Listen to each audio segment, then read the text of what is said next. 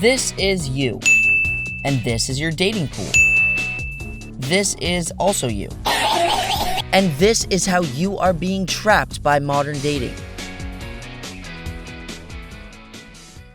There was once a young Loganator. As a boy, young Loganator felt he was missing something in his life. And as he grew older, he tried very hard to fill that hole. Young Loganator assumed, like any other boy his age, what was missing in his life was that he needed a girlfriend. Young Loganator tried many ways and had many attempts with many women, but in the end, no matter how many women Loganator dated, he was still unhappy. In order to understand how dating affects our brains and how we can fall into this dating trap, we must first understand dopamine.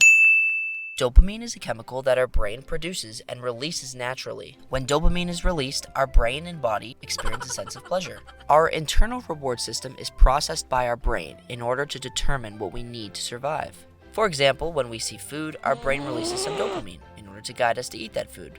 This happens because our brain knows we need food to survive. But how can we measure dopamine? There are two scientific laws I want you to think about here. 1. Everything in the universe is a form of energy. 2. Every force has an equal and opposite reaction. When I was a young Loganator, the earliest memories I can remember with girls were positive. Girls seemed to like young Loganator, okay? Girls seemed to be drawn to young Loganator. So much so that it would be announced every day at recess that there would be a Loganator chase happening outside, and that any girl in the land could partake if she so desired. My brain got so used to receiving some sort of external validation, external attention, that I stopped figuring out strategies to do that internally. Sometimes we may experience dopamine highs and lows, but after enough time passes, our levels always return to their baseline. Imagine a roller coaster or a seesaw.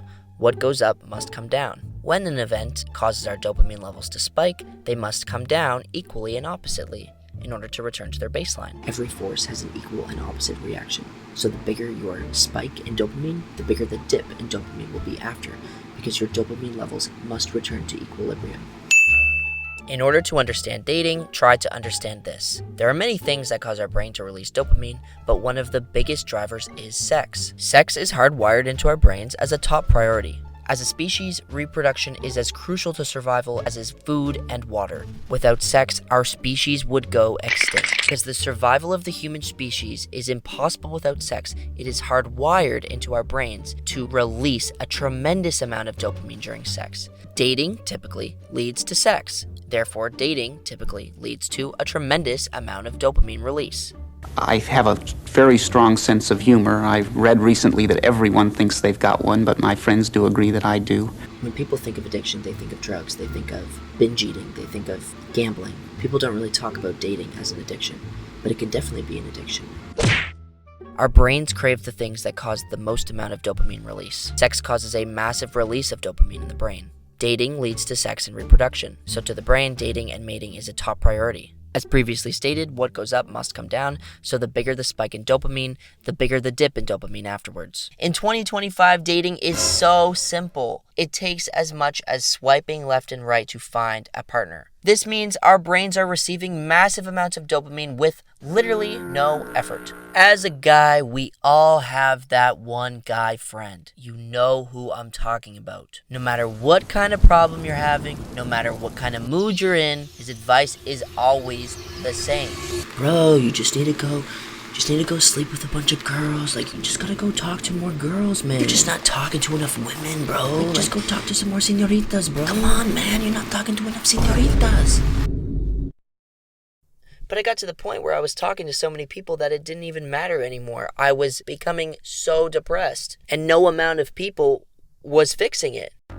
I have this friend, and she's a good-looking woman. When she was growing up, she wasn't the best looking. But one year in high school, it happened. She experienced the glow-up. Guys started paying her attention. They started asking her out. Her girlfriend started getting a little jealous. Oh my god, all this attention, all this dopamine. This feels fantastic. I love this. Yes, yes, yes, this is my life now. Forever. She stopped doing the things she loved, and over time, she became very sad. We all know that person, we all have that friend who seemingly is always in a relationship. They have to be in a relationship. As soon as they break up with somebody, they're back talking to somebody else. As soon as they become single, they're not really ever single because they're already talking to somebody else. This is because their brains are addicted to the feeling they get from having a partner, this dopamine release.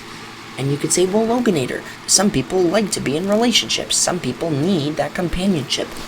Everyone needs this companionship. Everyone needs to feel that love. Everyone desires to be loved.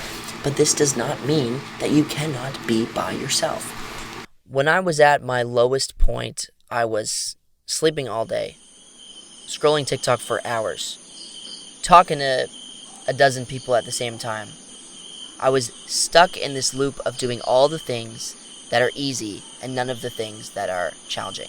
You don't need to date people to be happy, but what you have to understand is your brain and your ego think that you do.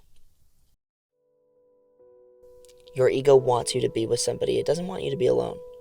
And so it's going to do whatever it can to have you go out and attain that. Sometimes you have to just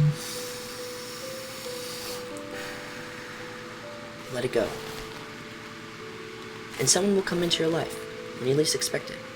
When you focus on what's inside of you, what's in here, instead of what's out here and what you can attract to you, things will change. In a good way. Anyways, guys, that is all I have to say for today. Peace out.